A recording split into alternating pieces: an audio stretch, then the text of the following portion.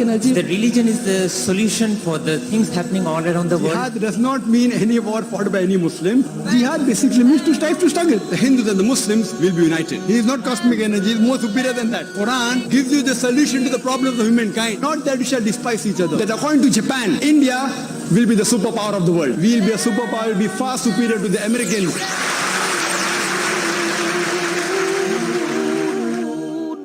Alhamdulillah. Wassalatu wassalam ala rasulillah wa ala alihi wa sahbihi ajmain. Amma ba'd. A'udhu billahi minash shaitanir rajim. Bismillahir rahmanir rahim. Udu ila sabili rabbika bil hikmah wal mau'izatil hasana wajadilhum billati hasan. Rabbi shrah li sadri wa yassir li amri wahlul 'uqdatam min lisani yafqahu qawli. I welcome all of you with Islamic greetings. Assalamu alaikum wa rahmatullahi wa barakatuh. May the peace, mercy and blessings of Allah subhanahu wa ta'ala be on all of you. You are most welcome to ask any questions on Islam and comparative religion. If there are any questions, you are most welcome, brothers and sisters. Yes, brother. Late Pope John II is said to have proclaimed 500 saints in his tenure, more than that done in centuries. On a single day, he had proclaimed around 130 saints. Now, the present Pope Benedict, he is told now to exercise caution and see that there is a stricter definition in terms of proclamation of saints. So, why is this sudden change of stance? That I want to know. The brother asked the question that the earlier Pope was the Pope John Paul II. He had said that more than 500 saints and in one day per se 130 saints according to the brother. But the new Pope appointed Benedict, he says that we should take little precaution. And how far do the Christians revere the saint? As far as sainthood is concerned, according to the Christian church, they say that for a person to have sainthood, it requires certain qualities. That first of all, you cannot appoint sainthood to a person when he is alive. That's one of the criteria. You can only appoint that sainthood after the person dies. Second point, there should be certain miracles that the person has done or certain deeds. So based on these things, whoever is the highest authority, that is the Pope, he can proclaim that this particular human being, whether man or woman, was a saint. For example, Mother Teresa, previously they were reviewing whether she should be appointed as a saint or not, and there were a lot of pros and cons for that. But there are certain requirements. But whatever people will differ. So the new Pope, when he came, he may differ with the earlier Pope that whether all these people should have been given sainthood or not. The only person who can give sainthood is the Pope. So the difference of opinion between the popes may differ. Like our fatwa given, many religious person can differ. So that's how even in Christendom they differ. But this is mainly given by the church, which you cannot really prove from the Bible whether so-and-so human being was a saint or not. What the Bible gives the test to the person who is a good Christian believer. Various tests are there. One of the tests which I discussed in my debate with Dr. William Campbell. Person can speak foreign tongues, according to Gospel of Mark. All these things are requirements for a Christian believer. For a saint, it is much more than that. So if you apply the rule of the Bible to any of these saints, that if they have deadly poison, it will not hurt them. So if you had given deadly poison to Mother Teresa, she should not have died. So if you apply the rule of the Bible to any of these saints, I don't know whether any saint will pass the test of a true Christian believer. So if you apply the test of Bible to these so-called saints, I don't think so anyone will pass the test. So this is a sainthood given by the Pope, by the church. How far is it right? That's a different question altogether. And the new Pope differs than the old Pope and says that they should be constrained, which I am more in favor of him than the old Pope.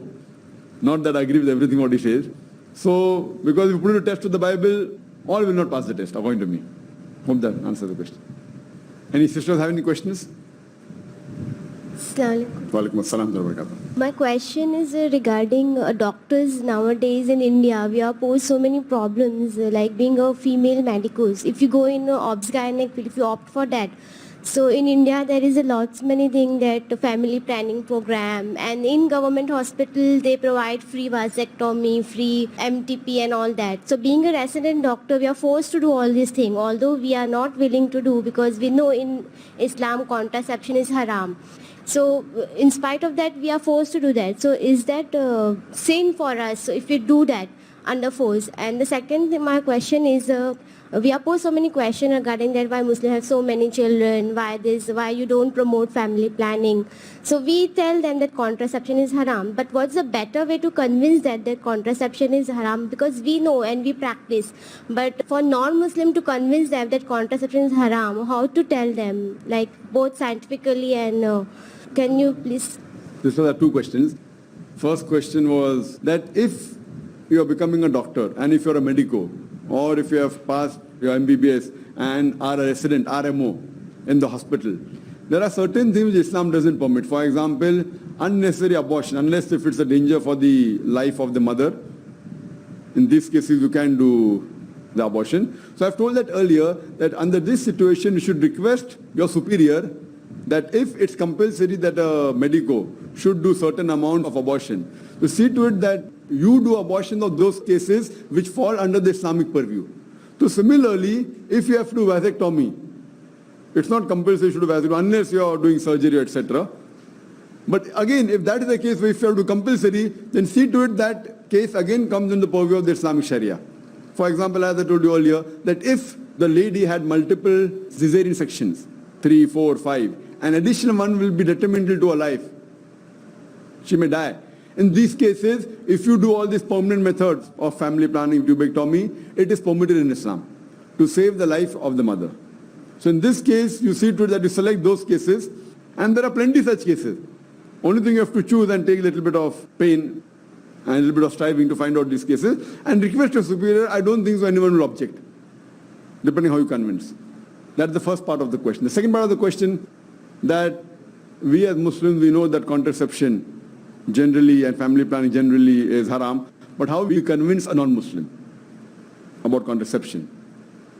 As far as family planning is concerned, there are various methods of family planning. As far as the permanent methods of family planning are concerned, whether it be tubectomy, vasectomy, etc., or it may be abortion, as I mentioned earlier, that all these types of family planning is haram unless it is detrimental to the life of the mother. As I mentioned in my earlier answer, that if she had multiple cesarean section, 3, 4, 5, and the doctor says that additional one may cause her to die, or she has a heart problem or a heart disease where she cannot take the labor pains, and then the doctor says that if she conceives, she may have to lose her life. In these cases, any method is allowed because the Islamic Sharia says, let a small loss take place to prevent a big loss. As far as the other methods are concerned, temporary methods are concerned, certain things that are there, for example, using method which is very common. It is the copper tea.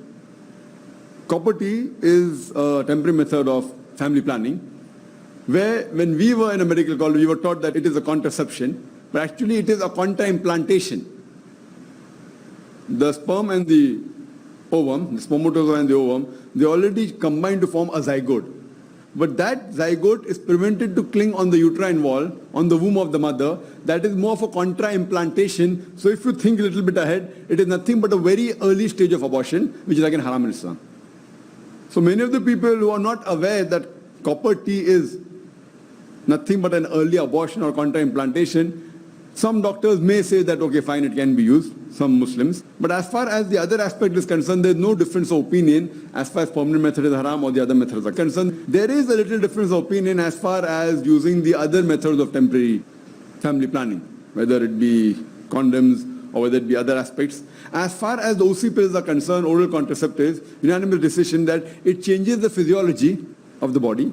And Allah says in the Quran, in Surah Rum chapter number 30, verse number 30, that do not change the physiology, the nature of the human body unnecessarily. So using these things, if you go into details, it's not permitted in the Quran. And further, if you analyze that the Quran clearly mentions in Surah Anam chapter number 6, verse number 151, and in Surah Isra chapter 17, verse number 31, that kill not your children for want of sustenance, for it's Allah subhanahu wa ta'ala who will give sustenance to you and your family. So here we analyze that Quran prohibits the killing of children, which includes even abortion. There is a hadith in which a person comes to the Prophet and he says that I am practicing, meaning coitus interruptus, breaking the act of intercourse, so that the fluid doesn't go into the body of the female. So here the Prophet was silent. So based on this hadith, those scholars who said this method, they said fine, here the Prophet was silent, that means he has permitted it. The other group says he was silent, he has not permitted it. So different opinion is there. But the basic question is, why should a person want to do family planning? So if you want to ask or speak to a non-Muslim, that why do you basically want to do family planning? And the reason why family planning is done normally by most of the human beings, almost all the human beings, is mainly in two categories. The first category is mainly for poverty. That means if I have more children, I will not be able to look after them. And then they will not survive, I will not survive. And the other category is the parents may be rich, but they want to upbring the child in a better way. So they say that if there are less children, maybe they can make them doctors, engineers, they can look after them better. All the people that want to family planning, it falls under these two categories. Third category may be a very rare percentage, which I'll discuss later on. So let's discuss these two categories. The first category is mainly for poverty. So Allah says in the Quran, the two verses are quoted regarding kill not your children. If you analyze, they appear to be the same, but there's a difference of chalk and cheese. In the first verse in Surah Anam, chapter number 6, verse number 151, Allah says, kill not your children for want of sustenance, for it is Allah subhanahu wa ta'ala who will give sustenance to you and your children. And the next verse of Surah Isra, chapter number 17, verse number 31 says, kill not your children for want of sustenance, for it is Allah subhanahu wa ta'ala who will give sustenance to your children and you. So only the order is reversed. In the first verse it says, Allah will give sustenance to you and your children, and the second verse says, to your children and you. So on the face of it, we say it's exactly the same meaning. What difference does it make? But if you scrutinize, and if you ponder on the verses of the Quran, Allah subhanahu wa ta'ala does not change the order just for the heck of it. There may be some hidden meaning in it, or maybe a reason which we may not know, we may come to know later on, or we may not know now.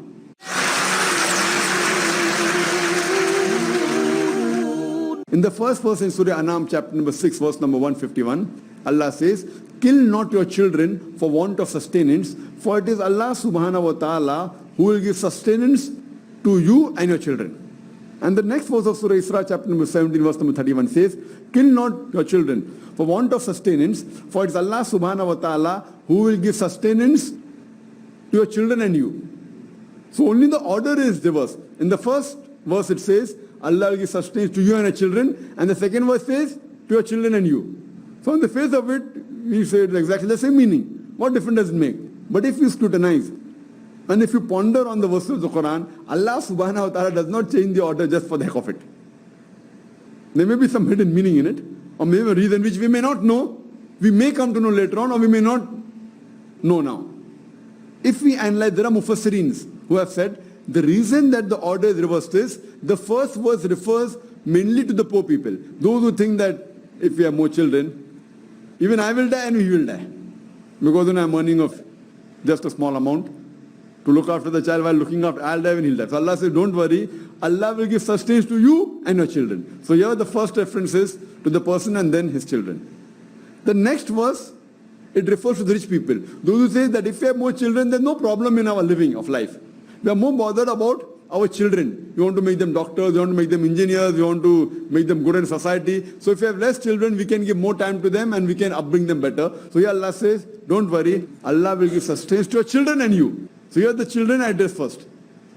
So Mufassirin, they say that the reason the order is reversed is mainly he wants to include both these categories of people. So the point number one is, if it's done for poverty, Islam has a solution for poverty.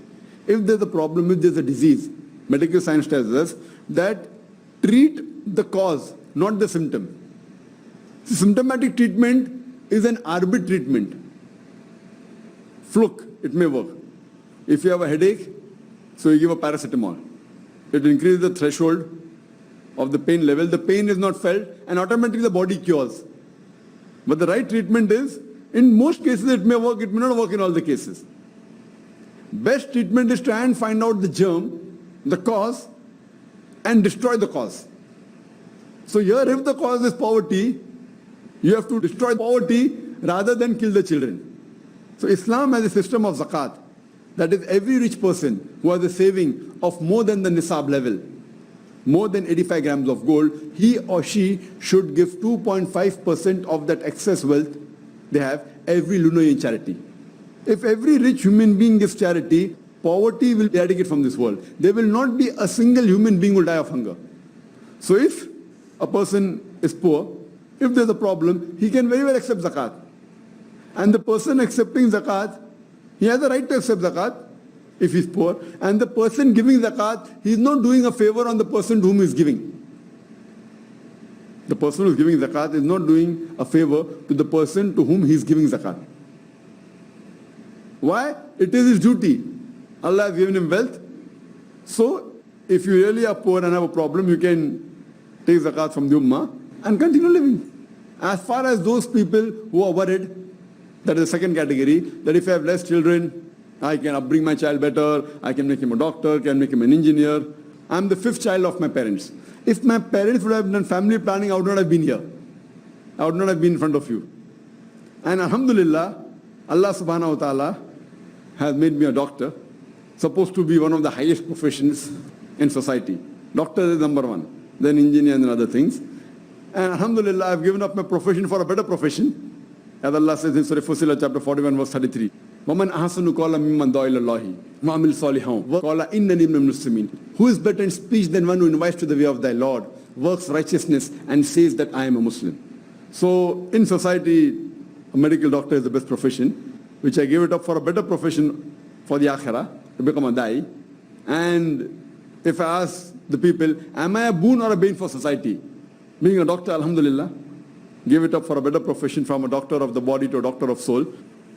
And if we do a survey, it's a misconception that people think if they have less children, they can upbring them better. There's no such rule. It is only a hypothetical thinking. Many of the Nobel Prize winners, many of the stalwarts we find, if you do a survey, not that they were the only child of their parents. Many of them were the third child, fourth child, fifth child also. So this is just a fallacy to think that if you have less children, you may be able to upbring them better. And many a times, he may be the first child, but he may be one amongst five. So yet, that means his parents have not done family planning. So this is a misconception to think that if you have less children, you can upbring them better. It is mainly you strive in the way of Allah subhanahu wa ta'ala, and Allah opens up your pathways. So even as far as the second purpose is concerned, there may be third category, which is a very minute category. अरे किसको headache लेने का बच्चे पालना? बच्चे नहीं होना चाहिए ना, पैसा बहुत है. I'm not bothered. So there may be a third, a very small percentage of people who may think that क्या बच्चे पैदा करना, पालना, headache, everything. You know, नहीं होंगे बच्चे अच्छा. No बच्चे होने. Well, I'm not bothered. I've got enough wealth. I'm a millionaire.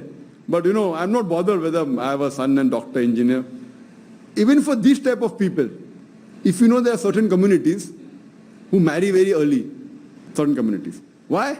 They marry early so that they can have children fast. They marry at the age of 19, 20, 21. They have children. And by the time, before they reach the age of 40, their child is sitting on the gaddi, sitting on the seat of the father's business. Before they become 40 years, by 35, the son comes into the business. And by the time they reach 40, he's already taken care, so they say, okay, now relax. So 40 onwards, they're relaxing. They can enjoy life. Normally people retire after age of 60. So there are certain communities who encourage early marriage. Why? So that they can enjoy the latter part, which is, alhamdulillah. Islam also agrees that you should marry early, as the beloved Prophet Muhammad said. It's mentioned in Sahih Bukhari, volume number 7, in the book of Nikah, chapter number 3, hadith number 4. The beloved Prophet said, "O young people, whoever has the means to get married, should get married." The reason is not that the child should take over the business very early, but the reason is so that you marry fast and you have children, look after them, let the ummah benefit. And one of the advantages thought by other non-Muslim community will also fit here, that you can upbring your children better. Later on you have more time for serving for Allah's sake, etc. There are various reasons.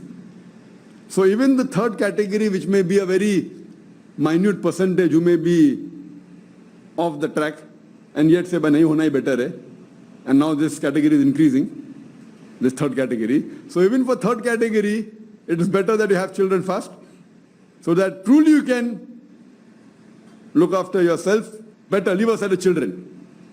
Even for the future, there is total security in that sense. So therefore, you should first try and find out what is the main reason. So coming again to the word family planning, people say that we want to plan the family. I normally quote them the verse of the Quran of Surah Al-Imran, chapter number 3, verse number 54, where Allah says, Makaru makarallah wallahu khairul makirin. They planned and plotted. Allah too planned. Allah is the best of planners. So if you feel you can plan the best, you can go ahead. But if you feel that Allah subhanahu wa ta'ala best, leave it to Him to follow His rules and guidance in the Quran and the Sahih Hadith, and leave it to Allah. He's the best of planners. Hope that answers the question, sister. Yes, brother. Assalamu alaikum, brother. For a martyr, we don't give janazah bath, then burial procedure different. For a martyr, today's concept, how does it work? How do you identify a person as a martyr? Brother asked a question that don't give a janazah bath for a martyr. And in this stage, how do you identify a martyr? See, martyr is a person who has a shaheed. In Arabic, it's shaheed. Shaheed means a person who gives witness. It's called a shaheed. In Islamic context, it means a person who has died giving a witness to Allah subhanahu wa ta'ala. Martyr, in English, means the person who has given his life. It's called a martyr. The Arabic word is shaheed. Shaheed means the person who gives shahada. In Islamic context, shahada, witness to Allah subhanahu wa ta'ala in Islam. So if he dies giving witness, he's called as a shaheed. Normal, a person who gives shahada is also a shaheed. In Islamic context, it means a person who's given his life. In Islamic context, it mainly refers to a person who's gone for jihad. He's gone fighting the way of Allah subhanahu, and he dies. So a person you know for sure has gone and has died in the cause of Islam. So a person who's truly a shaheed or not, only Allah knows. There's a hadith in which one of the person in the battlefield, he had died and people prayed, etc. The Prophet said, how do you know that is a shaheed or not? The messenger says, it's coming from Allah. You may never know. There were instances when people have killed themselves because of pain. So they have committed suicide, not shaheed. So actual person who knows the shaheed is Allah and his messenger to Allah subhanahu wa ta'ala, or you get an indication. Otherwise, in today's world, you cannot say for sure. You can assume, ho sakta hai. No, maybe he was. But for sure, only Allah knows. Like people normally die in the riot, say, oh, shaheed ho gaya. How do you know? He may have gone out to buy some food or something else, etc. So the thing is that whether a person is 100% shaheed or not, Allah knows, and the person himself knows. But once he died, you can't wake him up and ask him whether what happened. So the thing is that for these reasons, so there are certain things that there are hadiths in Muhammad sallallahu alaihi wasallam that even the janazah ka salah of a shaheed need not be prayed. Why? Because a shaheed has been promised Jannah. So there are certain hadiths, same with the janazah ka bath, same thing. So these are exceptions to the rule because they have been promised Jannah. But that you cannot do for a person today. At that time it was confirmed. Wahi came, Muhammad sallallahu said that. And so these are exceptions because of the promise Allah has given. Hope that answers the question. Wa akhiru da'wana alhamdulillah rabbil alameen. فيا رب إنك أنت السلام منك السلام إليك السلام فيا رب إنك أنت السلام منك السلام إليك السلام لأمرك يرجع أمر الأنام بين يديك قلوب الأنام لأمرك يرجع أمر الأنام بين يديك قلوب الأنام